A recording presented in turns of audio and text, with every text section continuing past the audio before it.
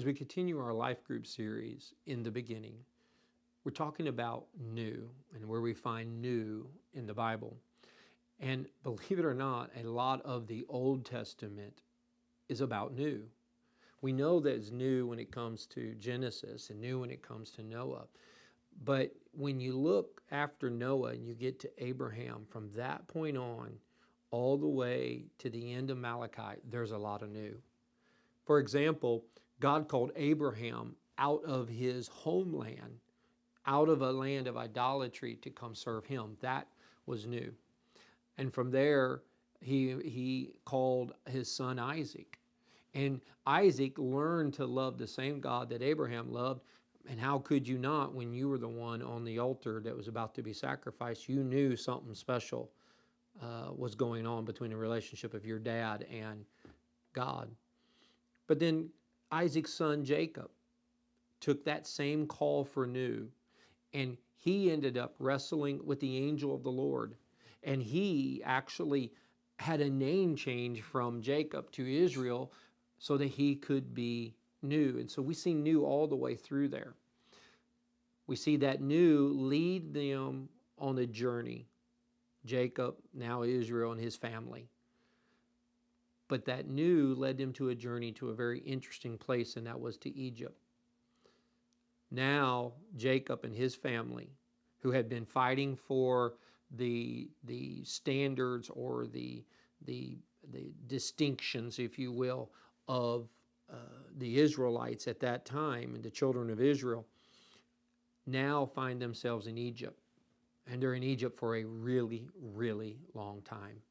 They're in Egypt so long that now the Hebrews, the children of Israel, have become more like the Egyptians than like the Hebrew heritage, and the children of Israel like Israel was.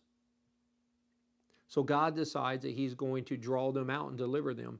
And he uses Moses to do that. And when he delivers them, he does many signs and wonders, many plagues, some amazing things. And then actually when they come out of Egypt, these children of Israel coming out of Egypt, when they come out of Egypt, they cross the Red Sea on dry ground. What an amazing miracle.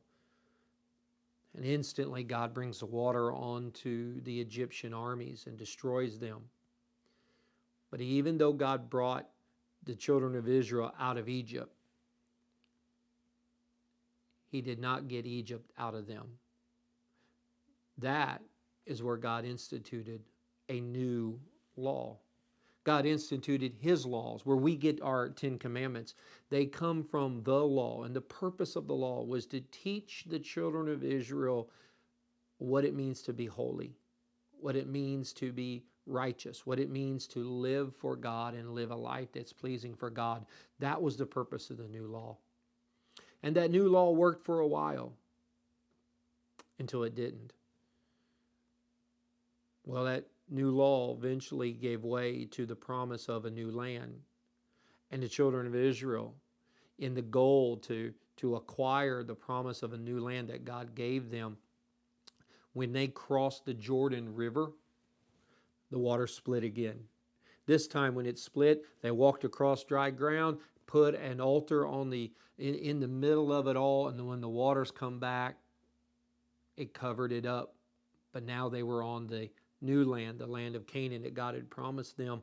And they would have to fight for that land, but God would fight with them and at times for them, and he gave them that new land. That's what the book of Joshua is all about. It's all about the new land and the promise that God had given them. But after the book of Joshua comes the book of Judges. And Judges is a different story.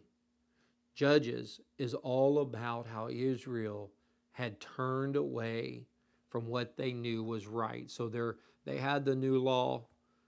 They're now in a new land. But they're not living according to either one of them. They call it the book of Judges because there are judges or people who acted as judges that would deliver and then judge the children of Israel. And that's what the book of Judges is all about. And every time they would fall away from God, the enemy would come in, take them captive, and God would deliver them again with a new judge. And the last judge was Samuel the prophet. And interesting enough, that judge ended with a very interesting and sad request. In 1 Samuel chapter 8, verse 5, this is what happens. The elders of Israel come to Samuel and say, we want a change. Here's what they said to them. Said, you're old, your sons do not follow the ways. Now appoint a king to us, such as the other nations have. They wanted a king. So they had new laws, they had new land, and now they want a new king.